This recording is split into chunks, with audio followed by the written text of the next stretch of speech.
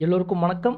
நாம இந்த தொடர்ல பார்த்துக்கிட்டு இருக்கிறது தமிழ் மொழியில் பயன்படுத்தப்படுகின்ற ஹிந்தி வார்த்தைகளையும், அடிக்கடி உபயோகப்படுத்துகின்ற ஹிந்தி வார்த்தைகளையும், ஒரே மாதிரியான உச்சரிப்பையும், அர்த்தத்தையும் கொண்ட வார்த்தைகளையும் பார்த்துக்கிட்டு இருக்கோம். அந்த வரிசையில 28ஆம் நாளான இன்று பார்க்க போற முதல் வார்த்தை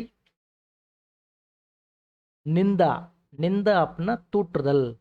அதாவது யாரையும் நிந்திக்காதே அப்படின்னு சொல்லுவோம் இல்லையா? யாரையும் திட்டாத, யாரையும் தூற்றாத அப்படின்னா தமிழ்ல சொல்லுவோம். ஸோ நிந்தா அப்படின்னா தூற்றுதல். ஹிந்தியில வந்து நிந்தா, தமிழ்ல வந்து நிந்திக்காதே அப்படின்னு சொல்லுவோம். ஸோ நிந்தா தூற்றுதல். 2ஆம் வார்த்தை ஆஷா. ஆஷா அப்படின்னா நம்பிக்கை, எதிர்பார்ப்பு. 2 அர்த்தமும் இருக்கு. ஆஷாங்கிறது வந்து பேர்ல வைப்பாங்க ஆஷா அப்படின்னு. ஸோ அந்த பேரை ஞாபகம் வச்சுக்கிட்டீங்கன்னா இந்த அர்த்தம் ஞாபகத்துக்கு வந்துடும். ஆஷா அப்படின்னா நம்பிக்கை, இல்லாட்டினா எதிர்பார்ப்பு. 3ஆம் வார்த்தை வந்து ஸ்வராஜ். ஸ்வராஜ் அப்படின்னா சுயராஜ்யம்னு அர்த்தம். ஸ்வராஜ் இதை அடிக்கடி வந்து சுதந்திர தினத்தன்னைக்கோ, குடியரசு அன்னைக்கோ இந்த மாதிரி வார்த்தையை கேள்விப்படுவீங்க. ஸ்வராஜ் அப்படின்னா சுயராஜ்யம்.